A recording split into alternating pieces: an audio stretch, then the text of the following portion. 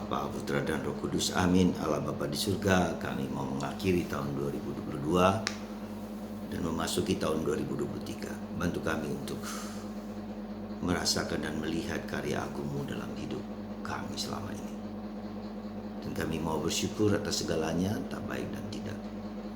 Terpujilah nama-Mu kini dan sepanjang segala masa. Amin.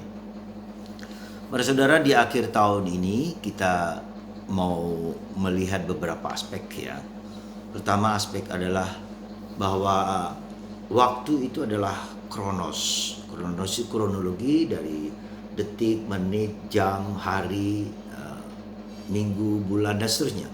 Kronologi kehidupan, dan itu terus berjalan dan tidak bisa diulang lagi. Kronologi ya. Di akhir tahun ini maka 2022-23. Jadi itu akan terus berlanjut ke depan. Itu secara waktu faktual. Tetapi ada waktu lain yang menurut saya perlu kita renungkan yang disebut kairos. Kairos itu adalah waktu Allah. Dan Allah bekerja sesuai dengan kehendaknya untuk kebaikan manusia, untuk kesejahteraan manusia. Dan itu kita bisa melihat kairos itu adalah Yesus yang menjadi manusia, yang sabda yang sudah ada bersama Bapa dikirim ke dunia untuk menyatakan kepada kita akan makna kehidupan kita, bahwa Tuhan hadir, Immanuel beserta kita. Dan terang itu adalah Yesus, sang sabda itu ya. Nah, dia terang maka menaungi kegelapan, dan kegelapan tidak bisa mengalahkan terang itu. Itulah yang disebut dengan kairos. Dan itu harus kita alami secara pribadi dalam setiap orang gitu. Jadi ini nilai fakta yang nyata, yang konkret, dan itu harus dialami oleh setiap orang. Artinya apa? Orang harus mengalami itu untuk mendapatkan kairos, untuk mendapatkan belas kasih Allah, untuk mendapatkan kemurahan hati Allah, untuk mengerti, memahami bahwa hidup kita itu punya makna ke depan. Itu yang disebut kairos. Nah, kita bisa melihat dalam tahun ini ya, dalam setahun ini kairos apa yang kita alami di situ, dan itu kita bisa lihat ya, kita rasakan, kita alami, kita lihat. Nah, salah satu hal yang menurut saya penting kita sadari adalah yang kita sebut dengan kita merangkul segala paradoks kehidupan, kita merangkul segala ketidakpastian, kita merangkul segala entah positif, entah negatif, entah terang, entah gelap. Ya, disinilah kita melihat yang penting adalah bagaimana kita merangkul, menerimanya, mengakuinya, mempersembahkannya. Ya, dan antara terang dan gelap itu selalu ada ketegangan, dan ketegangan itulah yang menimbulkan suatu kreativitas, suatu inovasi. Ketegangan itulah yang membuat kita menjadi menyatu, ya, untuk menerima rahmat Tuhan, karya Tuhan dalam ketegangan paradoks kehidupan.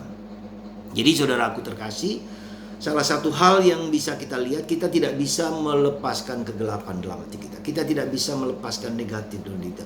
Kita tidak bisa melepaskan yang kurang dalam diri kita. Tapi kita merangkul, kita berdamai dengan itu semua. Menjadi bagian hidup kita, antara positif dan negatif, itu menjadi suatu ketegangan. Dan itulah ketika orang berada dalam ketegangan, apa yang mau terjadi? Kebijaksanaan. Orang memiliki kebijaksanaan, orang memiliki keutamaan. Disitulah yang kita lihat di dalam kehidupan kita ini selama setahun ini. Apakah aku menjadi lebih bijak? Apakah aku menjadi lebih bijaksana? Apakah aku menjadi lebih damai? Apakah aku lebih tenang? Apakah aku merangkul semua yang negatif? Apa saja, entah dalam diriku, di luar diriku, apapun juga. Jadi kriteria itu yang perlu kita renungkan. Jadi sekali lagi, kita tidak mampu dan tidak bisa melepaskan ketegangan, tidak bisa melepaskan kegelapan, tidak bisa melepaskan kekurangan. Tapi kita rangkul, kita terima, kita syukuri. Ya, karena itu menimbulkan kreativitas, menimbulkan inovasi, dan menimbulkan menjadi bijak dalam hidup. Ya. Karena dia tahu merangkul mana dinamika positif, mana dinamika negatif, mana dinamika itu menjadi satu dalam hidup kita. Dan itulah kita harus terima dan kita syukuri di tahun ini. Ya. Di tahun ini kita melihat adakah paradoks kehidupan, adakah ketegangan kehidupan yang ingin kita buang tetapi tidak bisa. Ke depan pun nanti tahun depan, besok pagi sudah tahun depan, nggak bisa lagi. Belajar menerima segala ketegangan, segala paradoks, segala ketidakpastian, segala ambiguitas, ya. Sehingga ketika orang bisa berdamai dengan ambiguitas kehidupan kita, maka kita menjadi damai dan tenang. Ya, selama itu tidak bisa, maka kita akan terus-menerus tarik-menarik dan kita kecewa, sakit, pedih, depresi, bahkan stres. Saudara, mari mengukur kairos kehidupan itu sejauh mana saya berdamai, menerima segala ketegangan, kekurangan dalam diriku. Dan kita syukuri dan kita persembahkan. Jadi kita tidak lagi mengukur dengan kekuatan kita, tapi kita persembahkan ke dalam hati kudus Yesus. Dan Tuhan akan menerima persembahan kita ini, dan Dia akan memberikan kepada kita daya roh untuk menerima ketegangan-ketegangan itu, antara ambiguitas paradoks kehidupan. Semoga Roh Kudus melimpah dalam diri Anda semua di tahun ini untuk menerima segala sesuatu yang baik, yang tidak baik, yang indah, yang tidak indah, yang sakit dan menyedihkan. Sekali lagi, Tuhan memberkati Anda semua dalam Bapa, Putra, dan Roh Kudus. Amin.